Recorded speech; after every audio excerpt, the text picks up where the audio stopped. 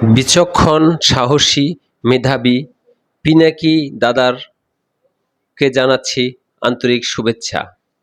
আরও জানাচ্ছি father's on action চ্যানেলের পক্ষ থেকে আপনাদের অশেষ ভালোবাসা। আপনারা ইতিমধ্যে জানেন সেনাবাহিনীর প্রধানদের সাথে ব্যবসায়ীরা বসেছিল বিশেষ এক বৈঠকে।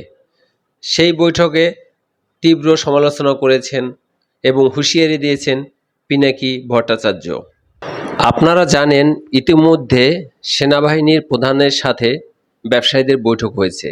সেই ব্যবসায়ীদের বৈঠকটা কতটুকু যুক্তিযুক্ত সে বিষয়ে পিনাকি ভট্টাচার্য বলেছেন, গত মঙ্গলবার 20 আগস্ট দেশব্যাপী অনুষ্ঠিত সেনা অফিসারদের সাথে সেনাপ্রধানের বৈঠক হয়।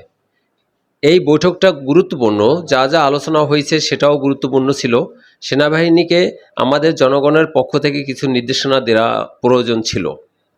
ভুলে যাবেন না, সেনাবাহিনীকে অপেশাদার বাহিনী বানানোর চেষ্টা করেছিল। আমরা দেখলাম ব্যবসায়ীদের সাথে মিটিং করেছেন। ব্যবসায়ীরা গেছে মিলিটারি নিরাপত্তা চাইতে আপনার কাছে। পিনাকির প্রশ্ন হলো, আপনার কাছে কি মিলিটারি নিরাপত্তা চাইতে গেছে? আপনি পারেন দিতে? তারা দরকার হলে প্রফেসর ইউনূসের কাছে যাবে, শিল্প বাণিজ্য উপদেষ্টার কাছে যাবে, আপনার কাছে কেন যাবে? নিরাপত্তার জন্য আপনার কাছে যেতে পারে। আপনি কি পুলিশ নাকি হায়ুন আঙ্কেল? এমন প্রশ্ন তুলেছেন পিনাকি ভট্টাচার্য। আপনার কাছে কেন যাইতে হবে? আপনার কাছে যারা গেছে তারা প্রফেসর ইউনূসের কাছেও গেছিল, আবার আপনার কাছেও গেছে। ব্যবসায়ীরা কেন আপনার কাছেও গেল, আবার ইউনূসের কাছেও গেল? কেন জানেন? এখানে অবশ্যই কিছু উদ্দেশ্য লুকিয়ে আছে। যাই হোক, বাকি কথা হবে আমরা কমেন্টসের মধ্যে দিয়ে। পিনাকি দাদাকে যারা সমর্থন করে কমেন্টস করেছেন তাদের উদ্দেশ্যে আমি কমেন্টসগুলো পাঠ করে শোনাচ্ছি। ডক্টর পিনাকির ফলোয়ার্স অনেক এবং ডক্টর পিনাকির প্রত্যেকটা পোস্টে হাজার হাজার কমেন্টস করে।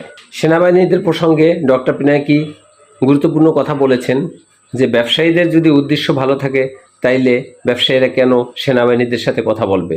ডক্টর ইউনূসের সাথে তারা কথা বলতে পারে। যাই হোক, বিভিন্ন বিষয়ে কমেন্টস করেছেন অনেকেই, সেটা আপনাদের পাঠ করে শোনাচ্ছি।